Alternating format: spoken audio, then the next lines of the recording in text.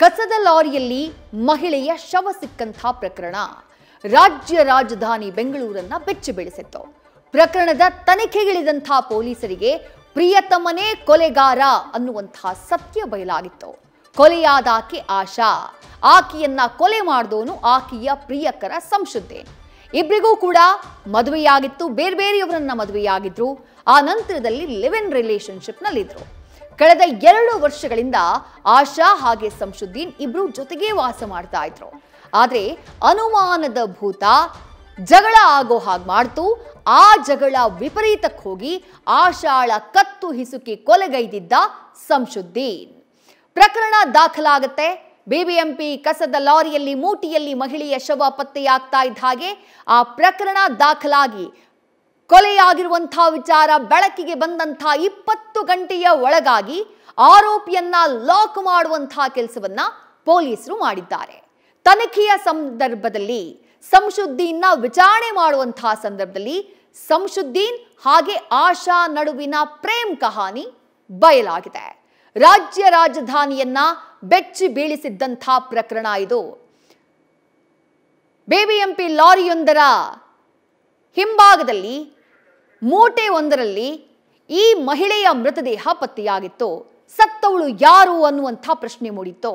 ಯಾಕಾಕಿಯ ಜೀವವನ್ನ ತೆಗೆದ್ರು, ಯಾಕೆ ಕೊಲೆ ಮಾಡಿದ್ರು ಅನ್ನುವಂಥ ಪ್ರಶ್ನೆ ಕಾಡಿತ್ತು. ಆದರೆ ಸ್ಥಳಕ್ಕಾಗಮಿಸಿದಂಥ ಪೊಲೀಸರು ಎಲ್ಲ CCTVಯನ್ನೆಲ್ಲ ಜಾಲಾಡುವಂತಹ ಸಂದರ್ಭದಲ್ಲಿ ಹಂತಕನ ಸುಳಿವು ಪೊಲೀಸರಿಗೆ ಲಭ್ಯ ಆಗಿದೆ. ಹಾಗಾದ್ರೆ ಇವರಿಬ್ಬರ ಡೀಟೇಲ್ಸ್ ಏನು? ಮೊದಲಿಗೆ ಅದನ್ನ ನೋಡ್ತಾ ಹೋಗೋಣ. ಆಶಾ ಯಾರು, ಹಾಗೆಯೇ ಸಂಶುದ್ದೀನ್ ಯಾರು, ಅವರಿಬ್ಬರ ಡೀಟೇಲ್ಸ್ ನ ನೋಡ್ತಾ ಹೋಗೋಣ.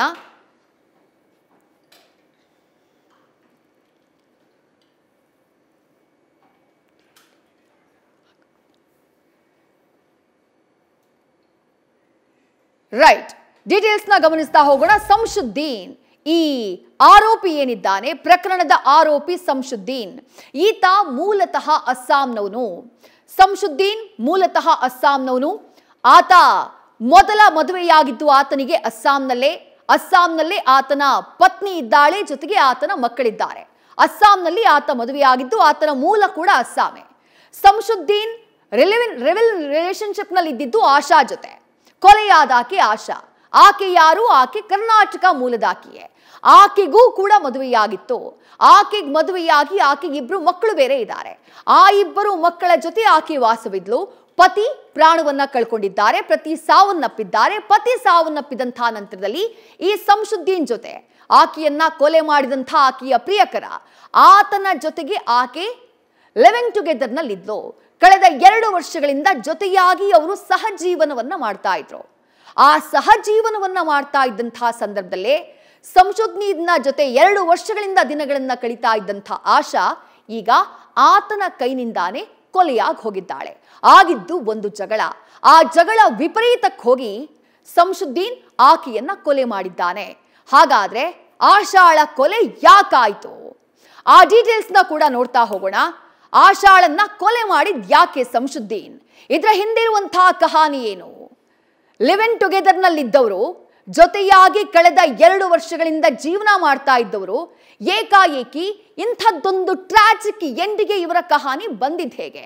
ಅದರ ಡೀಟೇಲ್ಸ್ ಕೂಡ ಇದೆ, ಅದನ್ನ ಕೂಡ ನೋಡ್ತಾ ಹೋಗೋಣ. ಅರ್ಬನ್ ಅನ್ನುವಂತಹ ಕಂಪನಿಯಲ್ಲಿ ಇವರಿಬ್ರು ಕೂಡ ಕೆಲಸವನ್ನ ಮಾಡ್ತಾ ಇದ್ರು. ಆ ಕಂಪನಿನಲ್ಲಿ ಕೆಲಸ ಮಾಡ್ತಾ ಇದ್ದಂತಹ ಸಂದರ್ಭದಲ್ಲೇ ಸಂಶುದ್ದೀನ್ ಹಾಗೆ ಆಶಾಗೆ ಪರಿಚಯ ಆಗಿತ್ತು. ಅಲ್ಲಿ ಇವರಿಬ್ಬರ ನಡುವೆ ಸಂಭಾಷಣೆ, ಇವರಿಬ್ಬರ ನಡುವೆ ಸ್ನೇಹ ಬೆಳೆಯುತ್ತೆ. ಆ ಸ್ನೇಹ ಅವರಿಬ್ಬರ ಮಧ್ಯೆ ದೈಹಿಕ ಸಂಬಂಧಕ್ಕೂ ಕಾರಣ ಆಗುತ್ತೆ, ಸಹಜೀವನಕ್ಕೂ ಕೂಡ ಕಾರಣ ಆಗ್ಬಿಡುತ್ತೆ. ಹುಳಿಮಾವಿನಲ್ಲಿ ಮನೆ ಇತ್ತು. ಹುಳಿಮಾವಿನಲ್ಲಿ ಕಳೆದ 2 ವರ್ಷಗಳಿಂದ ಆರೋಪಿ ಸಂಶುದ್ದೀನ್ ಹಾಗೆಯೇ ಕೊಲೆಯಾದಂಥ ಆಶಾ ಇಬ್ರು ಕೂಡ ಜೊತೆಗೆ ವಾಸ ಮಾಡ್ತಾ ಇದ್ರು. ಕುಡಿದು ಸಂಶುದ್ದೀನ್ನ ಜೊತೆ ಜಗಳ ಆಡ್ತಾ ಇದ್ಲಂತೆ ಆಶಾ. ಇದು ವಿಚಾರಣೆಯ ಸಂದರ್ಭದಲ್ಲಿ ಆರೋಪಿ ಸಂಶುದ್ದೀನ್ ಕೊಟ್ಟಿರುವಂತಹ ಮಾಹಿತಿ. ಯಾಕೆ ಕೊಲೆ ಆಯ್ತು, ರೀಸನ್ ಬೇಕಲ್ಲ. ಅದಕ್ಕಾತ ಕೊಟ್ಟಿರುವಂತಹ ಕಾರಣ ಏನು ಅಂದ್ರೆ, ಪ್ರತಿನಿತ್ಯ ಕುಡಿದು ಬಂದು ಗಲಾಟೆಯನ್ನ ಮಾಡ್ತಾ ಇದ್ಲು ಆಶಾ ಅಂತ ಹೇಳಿದ್ದಾನೆ. ಅಷ್ಟು ಮಾತ್ರ ಅಲ್ಲ, ಫೋನ್ನಲ್ಲಿ ತಡರಾತ್ರಿಯವರೆಗೂ ಯಾರ ಜೊತೆಗೂ ಆಶಾ ಮಾತನಾಡ್ತಾ ಇದ್ಲಂತೆ. ಆ ರೀತಿ ಆಕೆ ಮಾತನಾಡ್ತಾ ಇದ್ದಿದ್ದು ಸಂಶುದ್ದೀನ್ನ ಅನುಮಾನಕ್ಕೆ ಕಾರಣ ಆಗಿತ್ತು. ಆ ವಿಚಾರಕ್ಕಾಗಿಯೇ ಮೊನ್ನೆ ಜಗಳ ಆಗಿದೆ.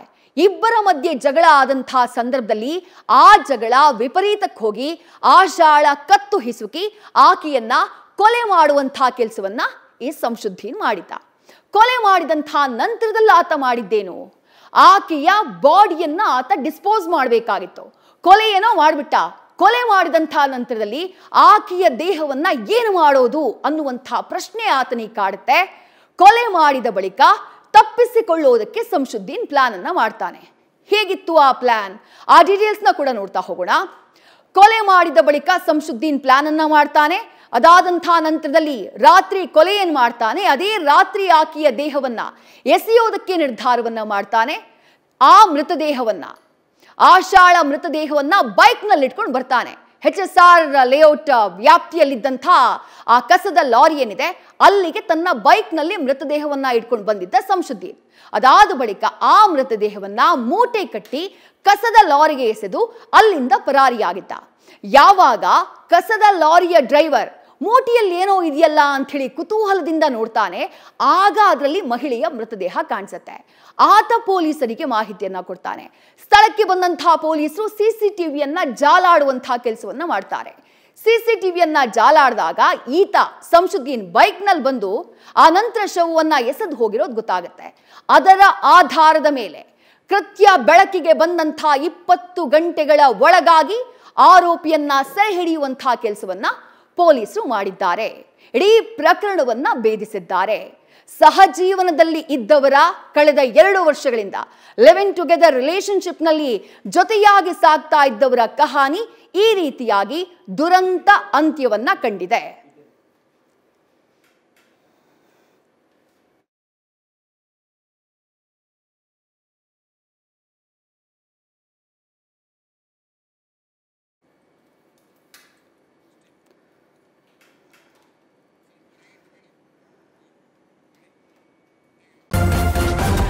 ನ್ಯೂಸ್ ಫಸ್ಟ್ ನಿರ್ಭೀತಿಯಿಂದ ನಿಮ್ಮ ಪರವಾಗಿ.